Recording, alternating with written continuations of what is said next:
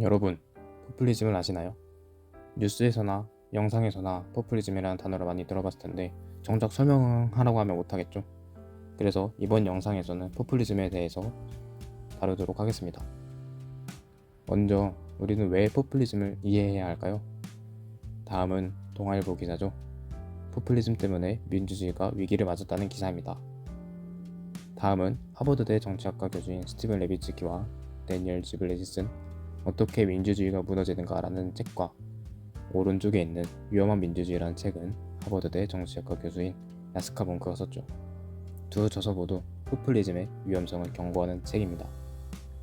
이렇게 포퓰리즘은 민주주의에 대한 위협으로 다가오고 있습니다.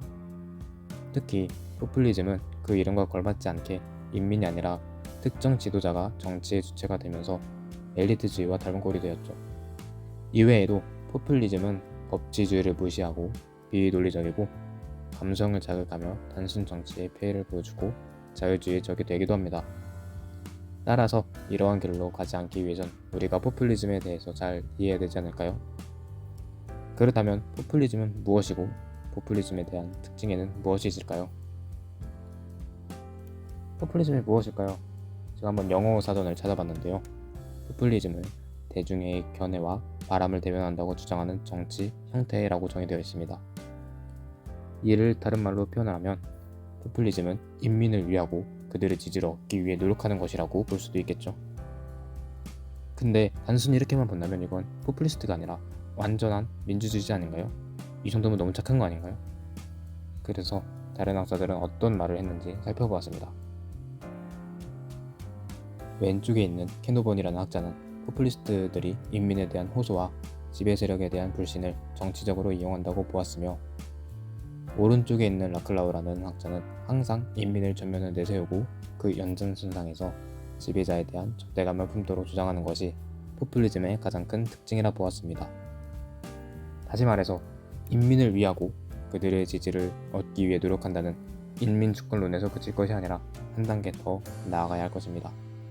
그래야만 민주주의자와 포퓰리스트를 명확하게 구분할 수 있기 때문입니다.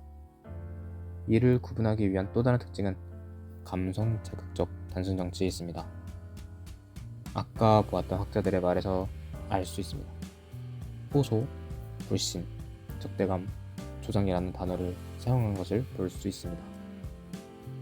포퓰리스트 선동 정치인들이 허황된 방법으로 인민주권 회복을 약속합니다. 그들은 대중의 감성을 자극하고 단순 논리를 확산시키면서 대중의 이성적 판단을 흐리게 만들어 대중의 지지를 끌어내는 것이죠. 포퓰리즘의 대표적인 정치인으로 후안 페론이 꼽히곤 하는데요. 따라서 후안 페론이 한 말과 행동들을 보면서 그가 왜 포퓰리스트인지 분석을 하고 포퓰리즘에 대해서 더 알아가 보도록 하겠습니다.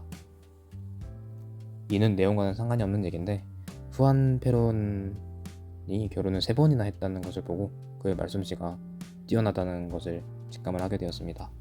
근데 그 직감이 아마 틀리지 않았을 것입니다. 후안 페론은 2차 대전 직후인 1946년 인민의 폭력은 폭력이 아니다, 그것은 정의다라며 노동자의 힘을 얻어 대통령에 당선되었습니다. 이는 순수한 인민 그리고 타락한 엘리트 두 구도를 분명히 하여 인민의 행동은 무조건 정의롭다는 단순한 이분법을 제시합니다. 다시 말해서 대중의 감성을 자극하고 단순 논리를 확산시키죠. 이러한 이분법적 사고와 인민을 하나로 묶으며 인민에 대한 미화는 포퓰리즘의 특성이기도 합니다. 그러나 페론의 포퓰리즘은 단순히 말로만 하는 것이 아니라 그 당시 아르헨티나 노동자 대중에게 현실적이고 구체적인 이익을 주었고 대중의 요구를 들어주기도 하였습니다.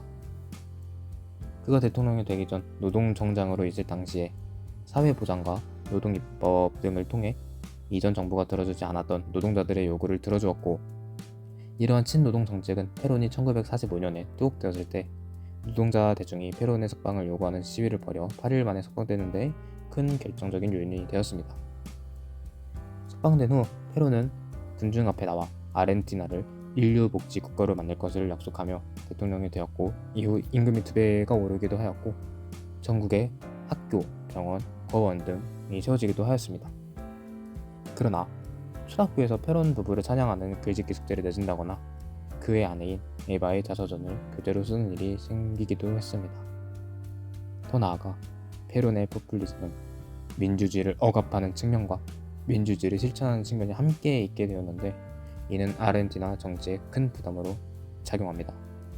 특히 상대방을 인정하지 않는 이분법적인 장으로 사회를 나누게 되면 이는 민주주의를 공고히 하는데 아주 큰 장애물이 되기 때문입니다.